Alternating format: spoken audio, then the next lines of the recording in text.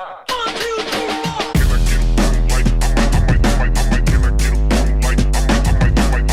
me successful. Jacqui Barnes, welcome to Call Me Successful. Thank you for having me. Very excited about this conversation. You're one of our first people from New South Wales, Sydney, coming up this way, so we must be doing good things. Got to blend the holiday and work to make it stretch out the annual leave. Yeah, fair enough. It's better for tax anyway. Yeah, tax deductible now. Jacqui, for people that don't know, you're the head of people and growth at Laing+Simmons. Yep. You've been doing it for quite some time. Yeah, a few years now. Can I briefly hear the story of you? From what I understand, you actually were a school leaver on the scholarship program, weren't you?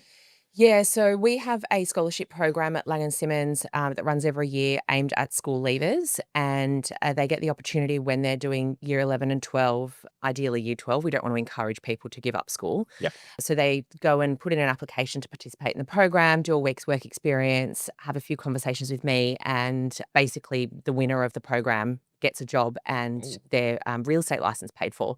Unfortunately, I was not the winner. Okay. Completely bombed the interview hard with none other than Leanne Pilkington, and thank goodness she doesn't remember it at all. I remember it vividly. Running late, got lost, that was back when we still had a UBD, now I'm showing my age, rather than a GPS.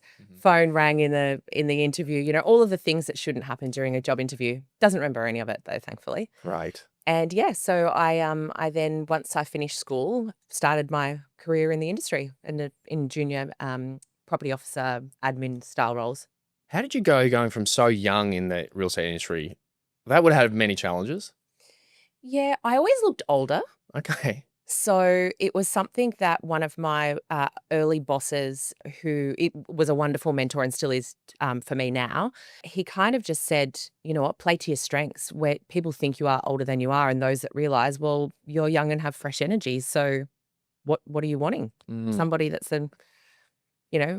fresh and ready to actually deliver and has probably a point to prove, to be honest. Yeah, sure. And so it worked. I think sometimes that can be very beneficial, especially in youth. I don't know if actually my wife actually just got to put a post out saying she's 28 and for going, well, everyone, you look 48. And I'm like, oh, that's... The internet is savage, isn't it? Isn't it? God almighty. I know you're pushing hard online. I've been seeing Laing+Simmons really starting to get into the social media space. Probably the last, couple of years it's been pushing. Yeah, we have. But in the last few months, we have had an absolutely fabulous digital media coordinator join our team. And she's amazing. She just is really quick. She knows what to do. I had no idea the intricacies of what it took to put up a good post, which you think, oh, I post my coffee every day or my great dinner or whatever. How hard can it be? It's just take a photo. But if she's not with us at an event and we're, capturing snapshots of the day, it just looks ridiculous compared to what she's put together. It's like having a Kia and a Ferrari next to each other. Yeah. It's absolutely worth the investment, having somebody that specializes in that field. Yeah, we're obviously heavily in that field. And God, I don't realize actually maybe our skill set and what we've actually over the last 10 years, have we've developed those skills, because a lot of people don't actually ever learn and they're like, oh God, I hate using this, snap a photo. And then it's kind of the results kind of show. Yeah, I think that, so for you guys, and correct me if I'm wrong, I feel like those in that space can kind of picture what the end result should look like, but then they also know how to build the pieces together. Whereas for us, we probably know we want it to look great at the end, but other than that, it's not really a marketing brief. Yeah, that's actually a really good point. It's like it's like actually understanding the final vision. Yeah, it's like a listing and a sale, right? Yep. You want the end result to be a sale, but people don't necessarily see the 157,000 steps that go into from the first initial phone call through to the sold sticker going up. Sure. So I guess it's just one of those things that people don't necessarily put enough emphasis in seeking to understand. Yeah, gotcha. Interesting. Let's talk about head of people. Mm-hmm. That's a really cool, unique title. What does that mean? Oh, makes me feel good. Yeah. It's probably a bit ego, to be honest. So my job or my role is to help bring people and businesses, so it's the people and growth part, into Laing+Simmons, help them have a seamless entry into the brand, efficient onboarding where they're welcomed and they feel like they belong and all that sort of stuff. Help them set up with their business plans, career plans, making sure that people are being put on the right training program and all that sort of stuff. It might be whether it's sometimes I'm involved in the interview process and sometimes I'm supporting one of the business owners with the interview process, or it might be that, you know, we've got somebody great and they just want to have a final conversation because they're not 100% sure. It's funny, people don't, it's like social media. People underestimate the skill set in being a really strong interviewer. Mm. And a lot of the time, we want to work with people we like. And so we focus on whether we like the person as a human, which of course it's important, Yep. but we don't focus enough on whether they can do the job. Yep. And so I probably come in to help figure out that gap. We help, or I help our business owners through plans, structure, retention, helping them, any of their people issues basically. And it's then the same for, new businesses, because whilst it's not a people issue, it's I need to set up my business issue, and then helping them with the bits and pieces that go along with that. Yep. Yeah, that's a really interesting point. And something we actually haven't really spoken about on this podcast yet is interview skills. I've, previous to this, ran a business. So I did a lot of interviews. And to be honest, I was 22 years old and you just kind of figure it out. And I realized that, well, for me anyway, that being tight and like jamming people and pressing them with questions is like, well, what would you bring to the table? And what are the skills that you bring? And they kind of go like, oh, shit, they start to get nervous and shaking. Yeah. How do you go about an interview? It depends on the person and it depends on the role. Yep. So if it was, say, an entry-level person that's wanting to get into sales, everybody always asks, what makes you want to get into real estate? And I often get, oh, I really like houses. Or when mum and dad bought their house, I really loved going to the open homes. And that straight away is, it's not a red flag, but it's okay, we're going to need to discuss to make sure that you understand that the role of a sales agent or associate is not just going to open homes. That's about 3% of the job. Okay. There's a whole lot of other stuff you got to do to even get to the open home, let alone the bits that come after it. So it's just really understanding why. I find people that say, you know what, I really enjoy people and I enjoy interacting with other people. They're the ones that generally have more of a natural kind of aptitude for it. And then I kind of just, depending on the person, I just drive the conversation from there. We talk about rejection because we all know that calling people, phone slammed in your ear, it's hard to be resilient, and it's something that people talk about needing to build it. And I don't have an easy answer on how you do that, but it is something that when you are interviewing people, you can try and get a gauge of how they're going to respond if they get told no. What I notice that those that are entry level have in common are generally, they're good communicators. And what I mean by that is they don't beat around the bush, they don't fluff. They're direct, but they're kind in their directness. Yep. And they're not afraid to have difficult conversations. And people forget that real estate sales still is difficult conversations. It's not easy sitting in front of a vendor saying, sorry, I know the market originally, when I presented these comparable sales to you dictated we were going to get $1 million, but now the buyer feedback's at 850. Yep. That's not easy to go and do.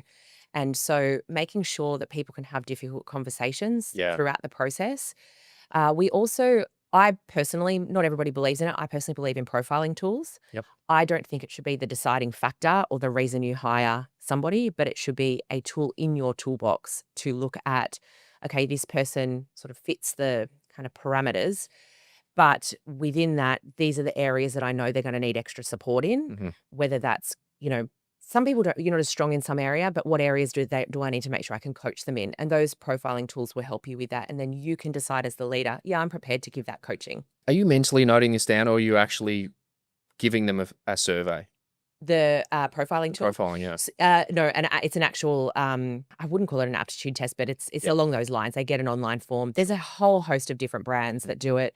There's the typical DISC one. I don't mind DISC, but I think it's a little bit generic in the sense that it carves the human population into 4 quadrants. Sure, yeah. I particularly like Caliper, and I also like another one called Clifton Strengths, which focuses on the top. You can get one that focuses on the top 6 strengths of the individual. And that I find really interesting, actually, because it's out of all of the assessments I've ever done, and I've done all of them, that one was one of the most accurate. We at corporate, when we do our induction days, we do a strength deployment inventory, which when you look at it, we don't use it from a personality profiling tool, but from the perspective of understanding, okay, this is how I behave when I'm in conflict. And so the worst thing that profile could do for me is, keep going, I need a minute to decompress. Or it might be that, no, I want to talk it out then and there. And understanding how that profile works, particularly in the workplace, can reduce a lot of conflict, because the more you work on understanding personalities and profiles and respecting that it's a two-way street, the more harmony you have in your office, and then the more effective the outcomes you're trying to achieve. Do you try and adapt to their personalities, or do you make them aware of their personality and then try and become to a middle ground? No, you can't adapt. I don't think you can force anybody to adapt. I think all you can do is try and provide the opportunity for everybody to seek to understand each other's personality. And so, for instance, our CEO, Leanne Pilkington, she's a direct communicator. If I sent her a 2-page long email with lots of fluff in it, I would probably get an email back saying, I'm not reading this. She would do it too. Awesome. But now that's not my communication style either, but that's the example. So I know that I sent her emails in bullet points because she just needs the highlight reel. She's a quick thinker. She's a quick decision maker. And I know that's how she operates. But there are times where I need to give her a lot of information, and I will write in the subject, there's a lot of information. Sorry about the brain damage that's coming. Or I'll call her and say, I know you're really busy, but you have to listen to me tell you this, or whatever it is. And she's like, right, okay, let me call you from the car. And so but equally, she knows that even though it might drive her mad, that she has to make the time to stop and listen to some of the stories sometimes. And it's just being aware that we all communicate differently and trying to find the middle ground on the communication style. So sometimes I know the director's nothing to do with me. I can't take it personally. It's not about me. She's busy. And equally, she knows if I've got to deliver a bit of fluff that I need that to make me feel good. And it's just understanding that about each other. Yeah, I love this. I'm reading currently Surrounded by Idiots, the book. Oh, yeah. And looking at myself, I'm similar role to yourself. So growth of Ray White AKG, and I'm meeting a lot of people, doing a lot of interviews, but I think it's important for me anyway to understand what I'm like. And when I speak with Avi, as an example, our phone calls, and within 2 minutes, we get 100 bits of information out. He's like, all right, sweet, man, thank you. No worries. Next. But when I speak to other people that, if I relate to that book, a yellow is what I would consider myself, that sort of outgoing, extroverted, but not overly firm, but can be somewhat persuasive in sort of my charisma, is essentially what I would put myself as majorly. When I'm with other people like that, the conversation can go for an hour, and I've got to realize, okay, hang on, this is these 2 yellow people bouncing back and forth, and it's time to cut this off. Yeah, it's probably what's going to happen here.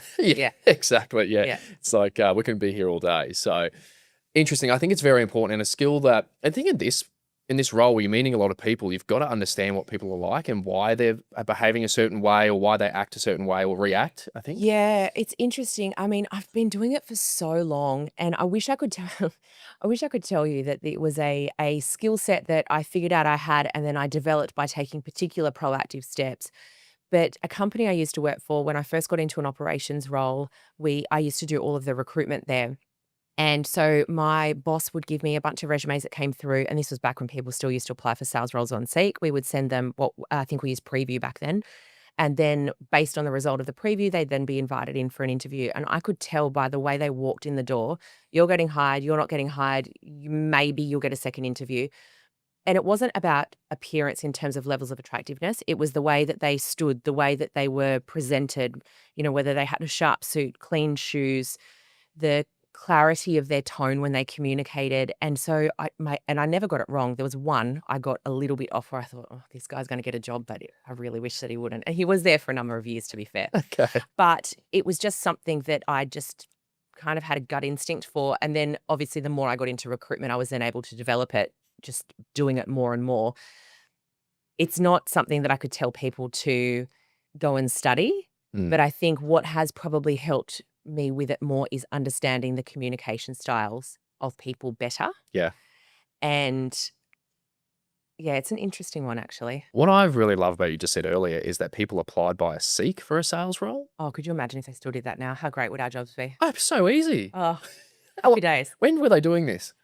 How long did I miss? This would have been in like 2010. Okay, I wow. think. Yeah. Interesting. Yeah, wow, that's a different world. Yeah. Only 15 years ago. Oh God, I feel like a dinosaur when I say that. Yeah, it wasn't that long ago, and it's drastically changed. I mean, to be fair, we have just hired a fabulous agent from Seek, and after I very clearly expressed my opinion, I really hope Seek doesn't listen to this, by the way, to that business owner that, look, Seek doesn't work for hiring sales agents, blah, blah, blah, blah, blah. And of course, we had a sales agent that had recently moved to Australia with a fabulous track record overseas. Gotcha. And of course, he applied on Seek because that's what a newcomer did, and he's amazing. Okay, there you go. It's a success story. Yeah. After I said, no, it doesn't work ever. Yeah. Well, okay, let's keep talking then the modern day for Hmm. recruitment. Laing+Simmons has grown fairly. The growth has been exponential. Yeah. In New South Wales, I was in a taxi in Sydney the other day, a Hmm. few weeks ago, and I said I was going to a conference. Sorry, this is not a few weeks ago. This is a few months ago. February. Yeah. February. Oh my God, what day is it? And he goes, "Oh, must be here for the Laing+Simmons conference." And I was Oh, like, really? "Oh wow, okay. This is people know about Laing+Simmons. It's just in the taxis, you know." Wow. So to give you a bit of inside knowledge there, There you go. it's definitely a brand that people understand, they recognize, they know has influence, I suppose, in that area. Yeah. So I think that there's a few things with the growth side of things. Look, the last 3 to 4 years, we've had massive change. Firstly, we had our ownership structure. We were previously owned by a corporation, and they sold the brand. Have been purchased by a group of shareholders who are our agency business owners, along with our CEO Leanne Pilkington and another member of our corporate team, Jacqui Jones, that own the brand. And that's no secret; it's all been Sure. all in the news and so on. And what's made it really interesting is that I think franchising, when I'm making growth calls, people will often say, oh, particularly independents, but what do I need the franchise for? Or, don't you think franchising is dead? Or, what have you? And do I think the traditional model of here is your box, you have to fit in it Mm. and pay us a fee for that box? Yes, I agree wholeheartedly that is dead.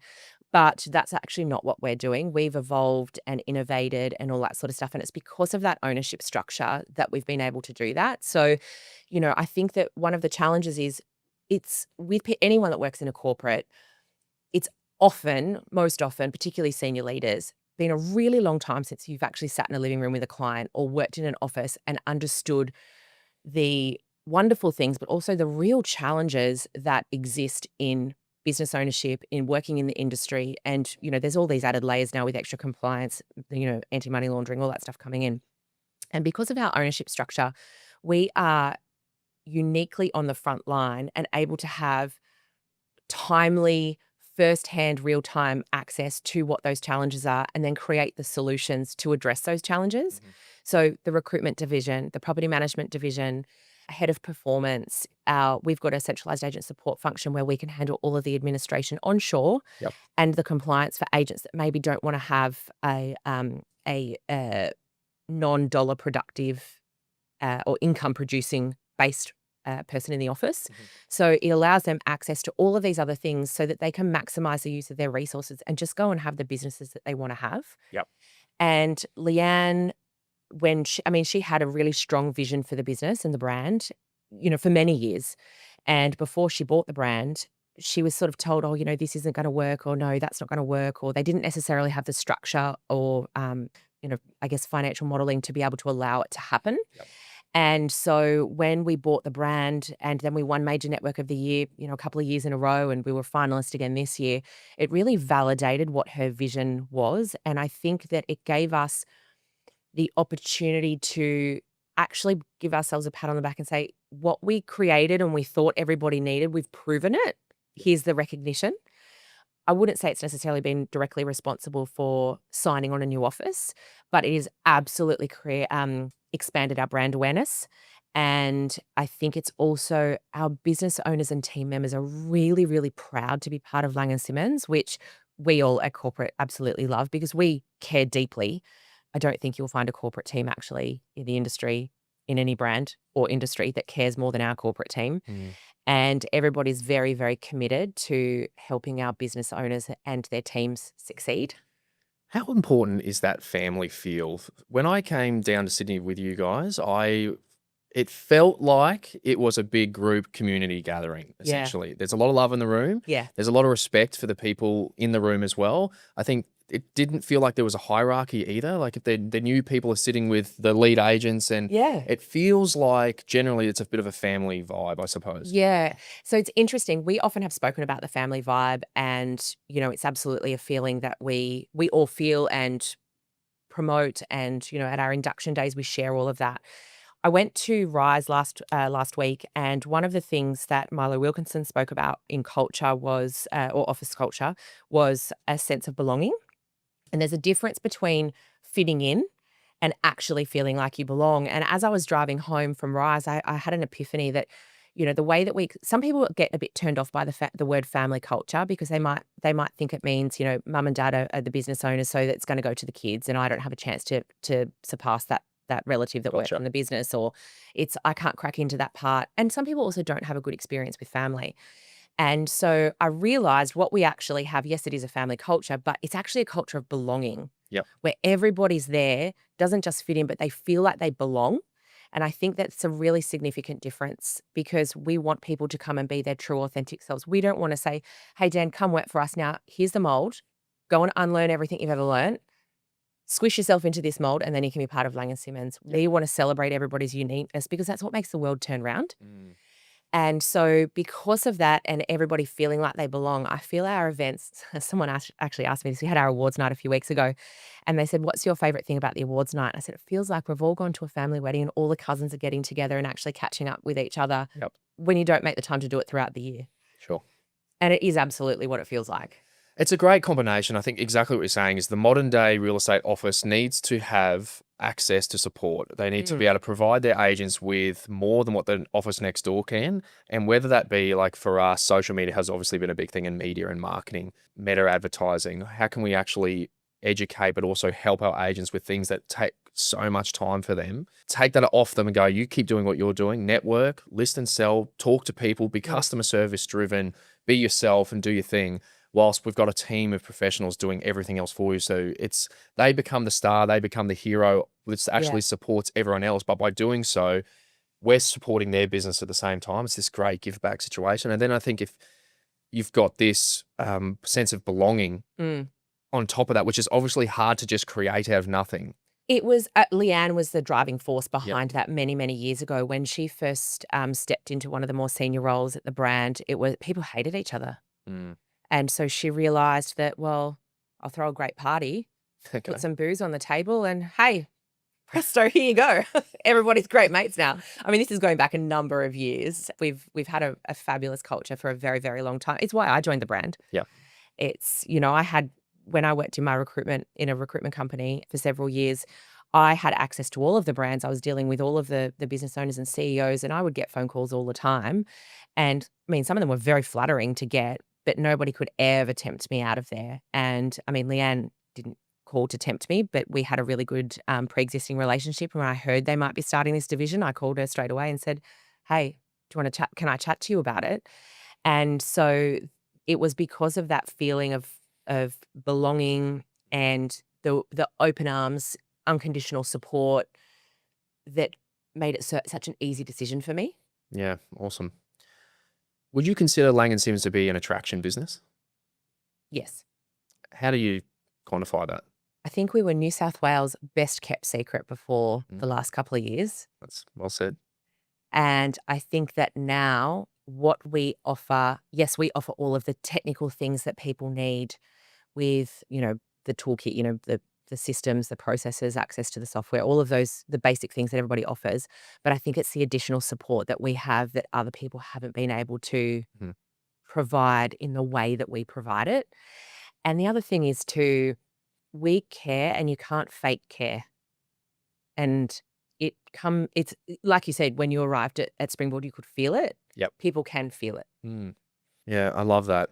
I think what you said then in terms of being the best kept secret, do you think your online presence is helping that? I think my biggest push, right, for agents is how can we humbly show our success? So at AKG as an example, if we win an award, we don't want to walk around being like, look at us, look our shoulders back, we're awesome, we won these awards. But how can we bring the people in and then make it about our clients and the people that we work with, and a thank you to everyone involved for allowing us to achieve such a thing. REIQ Agency of the Year last year wasn't so much about Avi as an example. His whole speech was about his team, his staff, even the competitors and people that we work with.